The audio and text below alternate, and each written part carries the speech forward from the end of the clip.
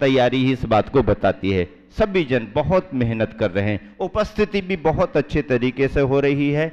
अभी बहन जी ने आकर के प्रतिभा स्थली की जानकारी आपको दी। गुरुवर आचार्य श्री के आशीर्वाद से महाराष्ट्र में रामटेक अतिशय क्षेत्र में प्रतिभा स्थली है, छत्तीसगढ़ में चंद्रगिरी डोंगरगढ़ में प्रतिभा स्थली है, जबलपुर मध्य प्रदेश का जो महाकौशल माना जाता है, संस्कार धानी मानी जाती है, ऐसे जबलपुर के नर्मदा नदी के किनारे तिलवारा घाट पर प्रकृति के सुरम्य वातावरण में प्रतिभा स्थली बनी हुई है। और अभी अभी जो इस वर्ष 50वें वर्ष को गौरवान्वित करने वाला समाचार है, अतिशय क्षेत्र पपौरा जी टीकमगढ़ में गुरुवर आचार्य श्री के सानिध्य में ही शिलान्यास हुआ है। प्रतिभा स्थली वहाँ पर तैयार हो रही है। इसी वर्ष से कक्षा शुरू हो जाएगी।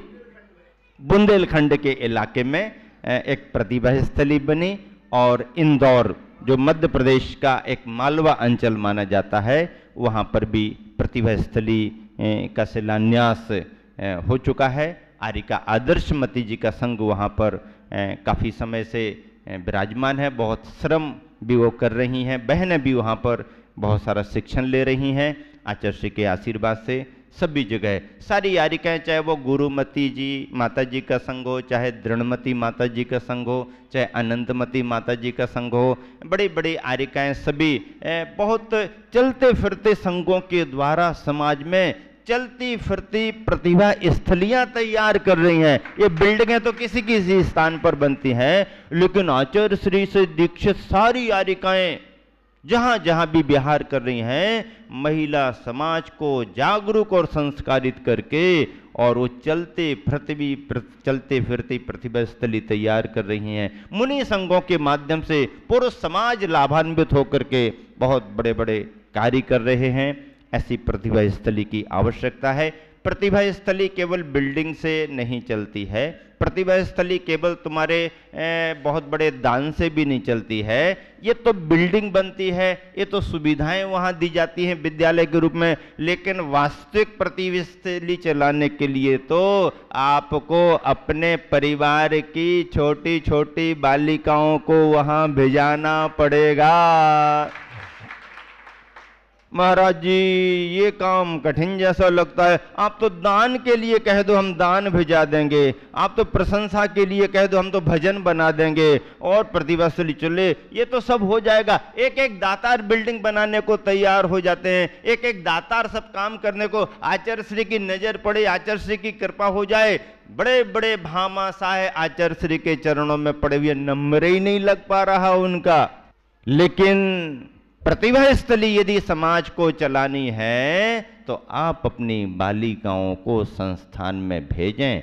बच्चे 5वीं 6वीं क्लास के होते हैं, माँ का मोह होता है, बच्चों का भी भाव लाड़ प्यार में रहने का होता है।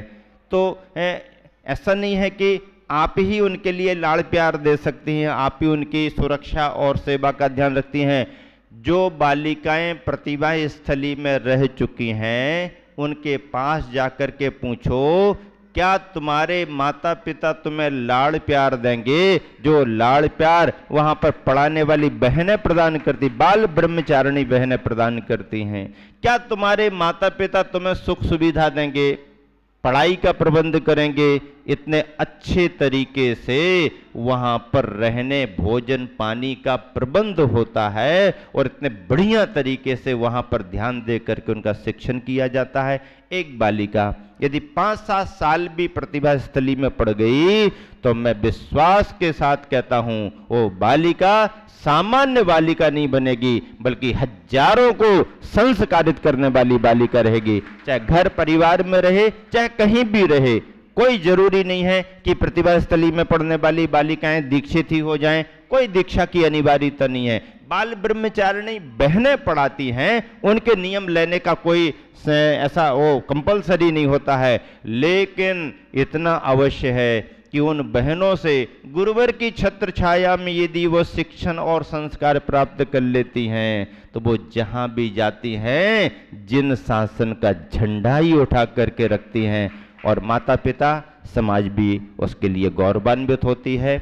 बस इसी शुभ भावना के साथ कि गुरुवर आचार्य श्री विद्यासागर जी महाराज की कृपा से जो भी समाज के लिए संस्थान मिल रहे हैं, जिन मंदिरों का भी जीर्णोद्धार हो रहा है या नया शिल्प तैयार हो रहा है, चाहे गुरुकुल चल रहे हों, चाहे प्रतिभा स्थली चल रही हो, ये सब, चाहे भाग्योदय जैसा सेवा का संस्थान हो, चाहे हथकरघा जैसी एक श्रम साध्य और स्वाश्रित बनाने की योजना इन युवाओं के लिए, जिन्हें कि पढ़ाई लिखाई के बाद भी जॉब मिल जाए कोई जरूरी नहीं है, समय बहुत अलग तरह का चल रहा है।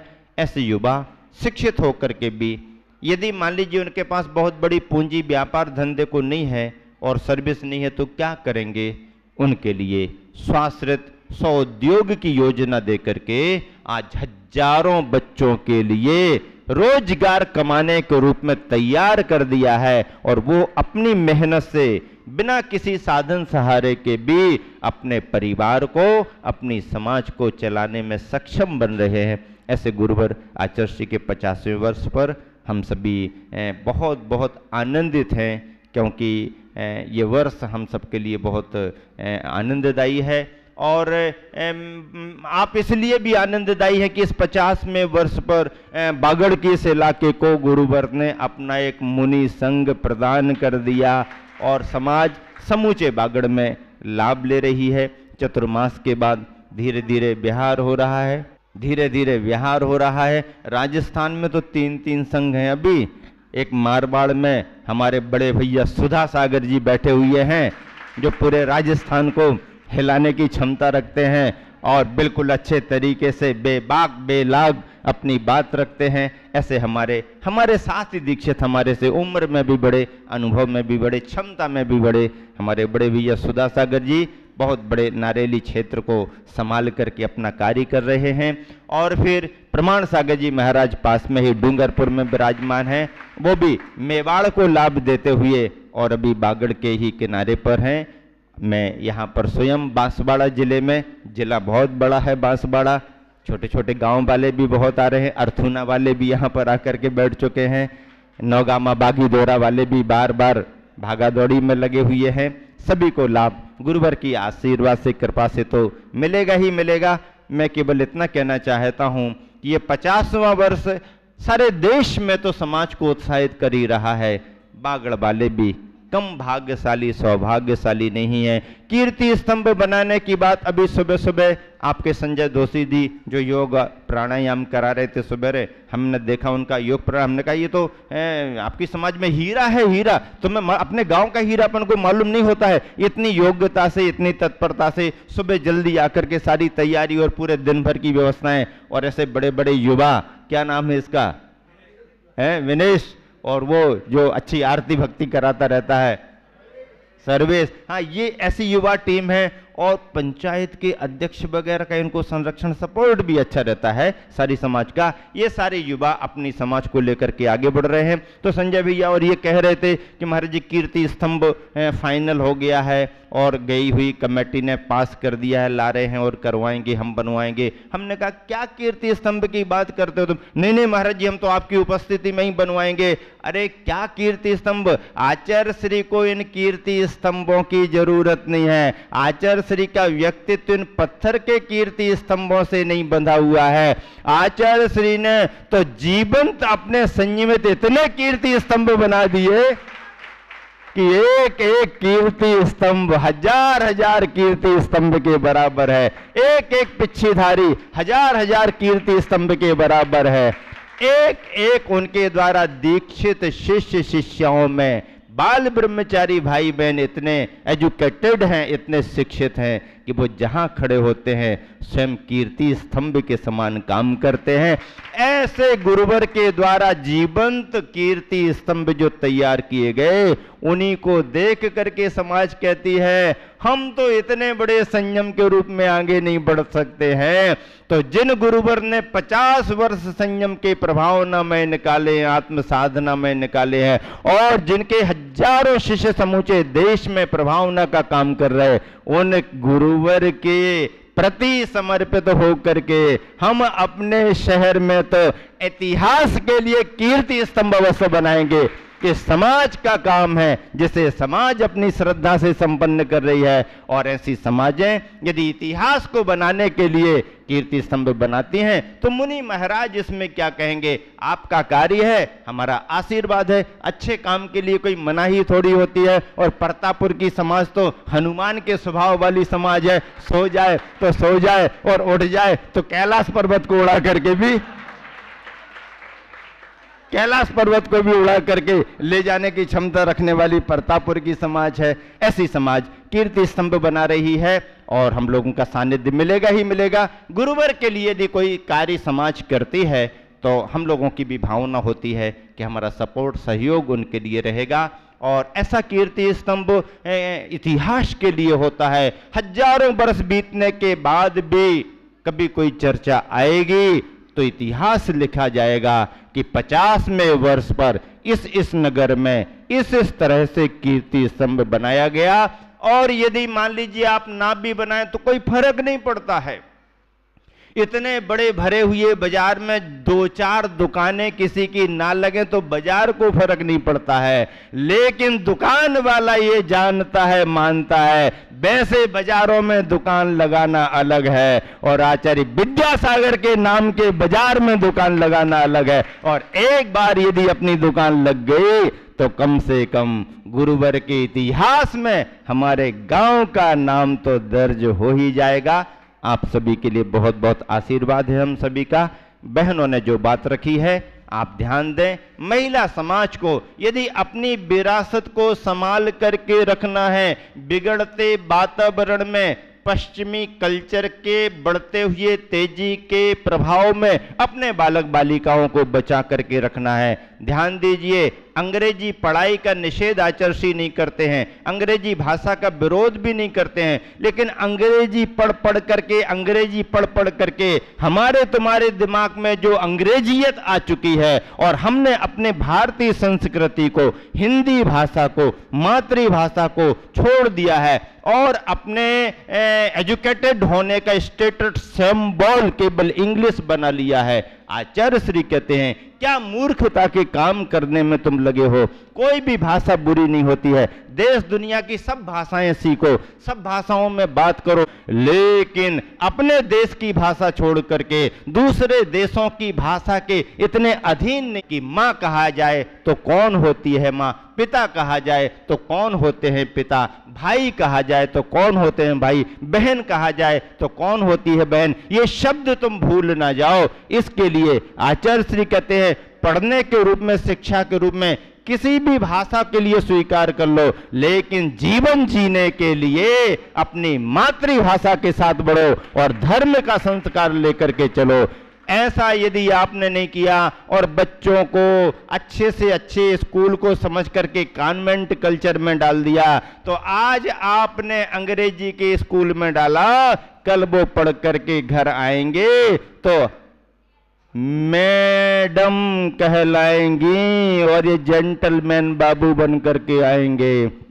और जरा आपने बड़े शहर में पढ़ने को भेज दिया तो तुम्हारी मैडम, मैम साहब तो लौट करके आने वाली नहीं है। अंग्रेजी पढ़ाई तो अंग्रेज के देशों में चली जाएगी। और लड़के को यदि अंग्रेजी पूरी पढ़ा दी तुमने तो वो तुम्हारा बच्चा तुम्हारे हिसाब से वापस नहीं आएगा, एक अंग्रेजी मैडम को लेकर के तुम्हारे घर में आकर के बैठ जाएगा, पूरा परिवार बिगड़ जाएगा, परिवार बिखर जाएगा। इन कुसंस्कारों से बचाने के लिए ही भारतीय संस्कृति के संस्कारों को अपनाने की जरूरत है। इसीलिए इंडिया नहीं भारत बोलो। नेमिनाथ ग्रुप वाले आगे बढ़कर के जोर जोर से बोलो, इंडिया नहीं भारत बोलो।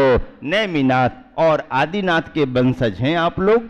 जहां पर नेमिनाथ और आदिनाथ की परंपरा चलती है, ऐसे 10-20 बालिकाएं इंदौर में पढ़ने के लिए जानी चाहिए। विश्वास मानो, मोह को छोड़ दो थोड़ा सा और बच्चियों के भविष्य के लिए आप तैयार हो जाओ। अपनी बालिकाओं को इंदौर पास पड़ता है, दूसरे संस्थान दूर हैं, कोई बात नहीं। आपका बागड़ का इलाका मालवा से जुड़ा हुआ इलाका माना जाता है। मालवा की प्रतिभा स्थली में आप अपनी बालिकाओं को भेजो, कच्चा माल आप यहां से भेजो, बहन पक्का माल बना करके तुम्हारे परिवार को सौंप देंगी। और पक्के माल की कीमत पूरे देश में नंबर 1 पर रहती है। इसी शुभ भावना के साथ आप सभी को विराम देना चाहता हूं। जहान तुमसे दूर नहीं, आंखों में अगर अरमान है तो जहान तुमसे दूर नहीं, पांखों में अगर उड़ान है तो आसमान तुमसे दूर नहीं। मंदिर के शिखर पर बैठकर पक्षी ने गीत गाया कि श्रद्धा में अगर जान है तो भगवान तुमसे दूर नहीं। श्रद्धा में अगर जान है, भगवान तुमसे दूर नहीं। यही बात एलक जी अपनी कक्षा में बता रहे, यही बात राजेश भैया नेमावर वाले क्लास में बता रहे, यही बात चंदन भैया पंजाब से आए हुए हैं। पाकिस्तान की बॉर्डर धम धम धम भड़ भड़ भड़ होता रहता है जहाँ वहाँ से आए हुए हैं।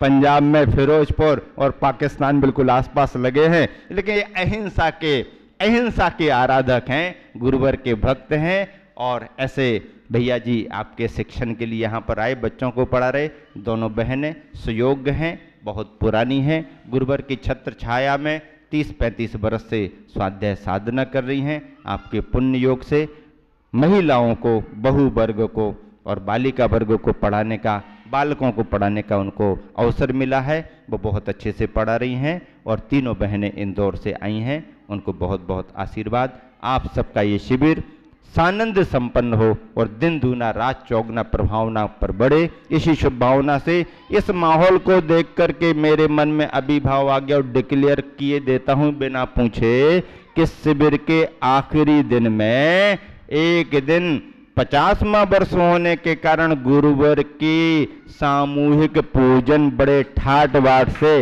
नौरा में करेंगे, पीछे करेंगे। हाँ, 9 तारीख के लिए वही हमारी क्लास का समय छोड़ देंगे हम और 8:30 से लेकर 9:30 के बीच में खूब जिस तरीके से बागड़ का चलन हो, जिस तरीके से तुम्हारा परिधान, ड्रेस ब्रेस, जो भी पंच कल्याण को में हाव भाव, जो भी भक्ति तुम्हें अपने गुरुवर के लिए अर्पित करना हो, बालिका मंडल, महिला मंडल, बहु मंडल, पुरुष मंडल, युवा मंडल, बालक मंडल, पाठशाला मंडल आदि आदि, और एक दिन ठाट बाट से पूरे नौरे में तैयारी के साथ में पूजन करेंगे, साज संगीत के साथ पूजा करेंगे महावीर भगवान की।